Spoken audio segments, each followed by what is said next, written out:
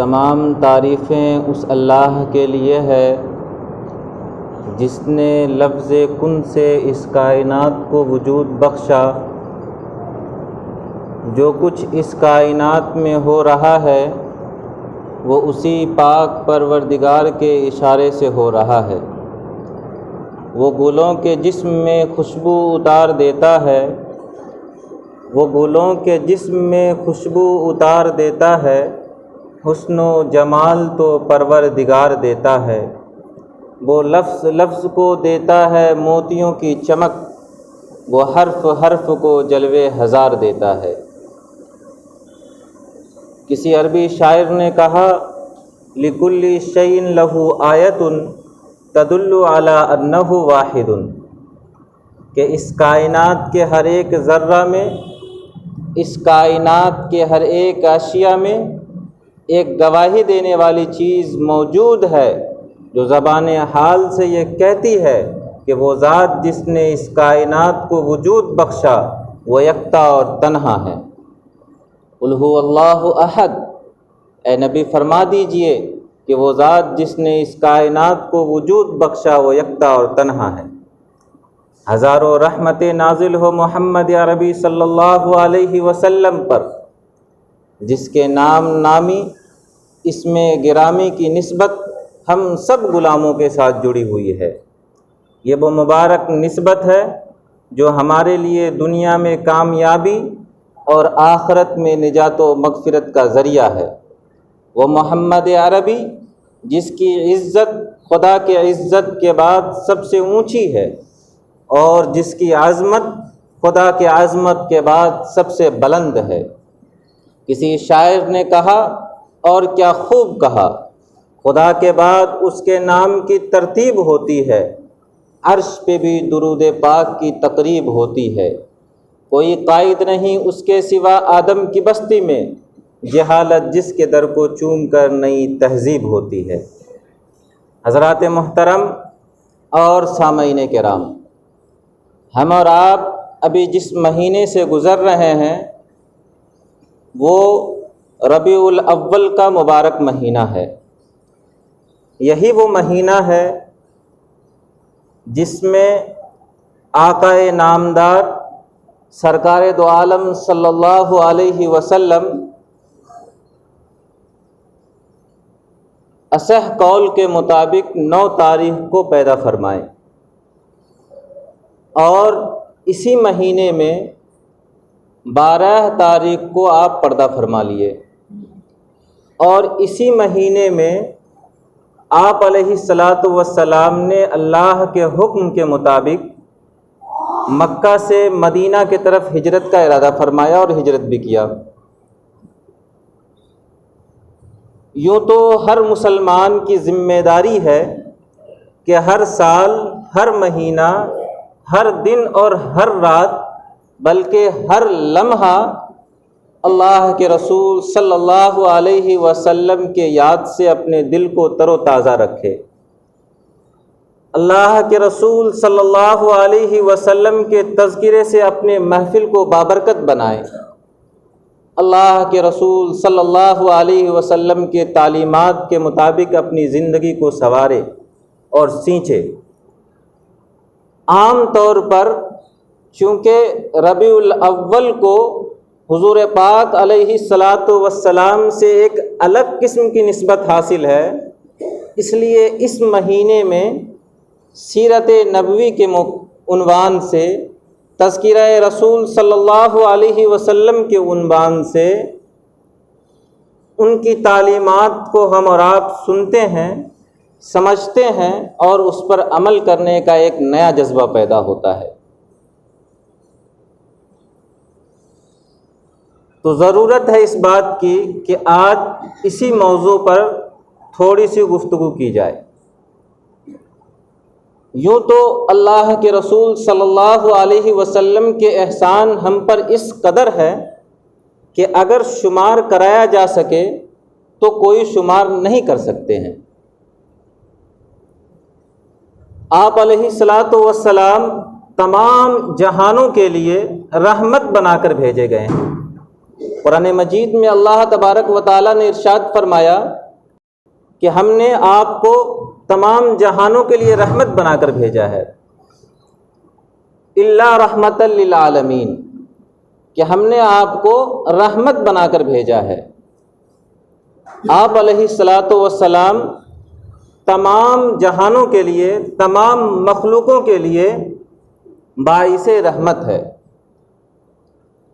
کم علمی کی وجہ سے، کم فہم کی وجہ سے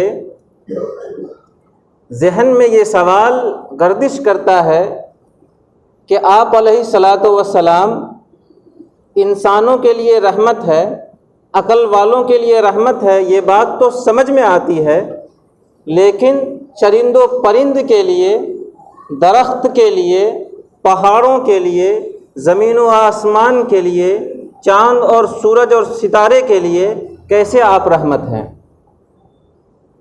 اس کو یوں سمجھ لیجئے، سب سے پہلی بات کہ آپ علیہ الصلاۃ والسلام کے وجہ سے یہ چرند پرند، درخت، پہاڑ، ہم اور آپ پیدا فرمائے گئے ہیں۔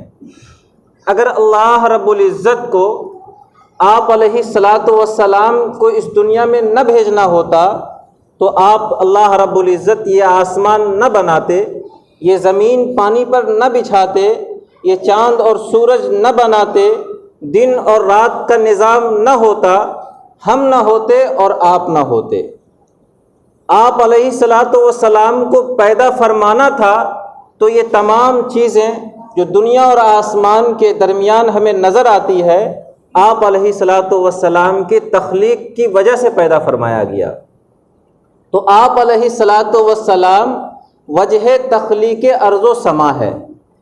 آپ علیہ الصلاۃ والسلام کی وجہ سے یہ دنیا، یہ سورج، یہ چاند، ستارے، آسمان، ہر چیز کو پیدا کیا گیا ہے۔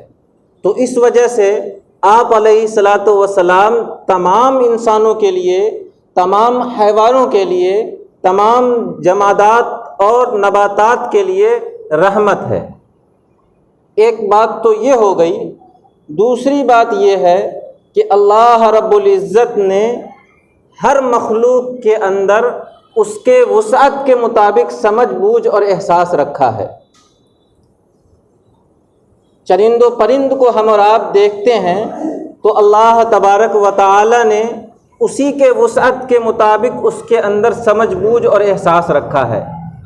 ہم اور آپ مشاہدہ کرتے ہیں کہ اگر سامنے کوئی پرندہ بیٹھا ہو اور صرف ہم نیچے جھک گئے تو پرندوں کو یہ احساس ہو جاتا ہے کہ کہیں وہ کوئی پتھر اٹھا کر ہمیں نہ مارے، اور وہاں سے وہ فوراً اڑ کر بھاگ جاتا ہے۔ تو یہ احساس اللہ رب العزت نے پرندے کے اندر رکھا ہے، اور اسی طرح آپ علیہ الصلاۃ والسلام نے ان کے لیے بھی رحمت بنا کر بھیجے گئے ہیں، پرندوں کے لیے بھی۔ اور نباتات، درخت ہم اور آپ دیکھتے ہیں، اس کے اندر بھی اللہ رب العزت نے احساس رکھا ہے۔ سائنس نے تو ابھی مانا ہے، اور شریعت نے آج سے 1400 سال پہلے فرما دیا کہ درخت کے اندر بھی احساس موجود ہے، درخت کے اندر بھی ایک حس موجود ہے جس سے وہ احساس کرتا اور اسے اس کا محسوس کیا جاتا ہے۔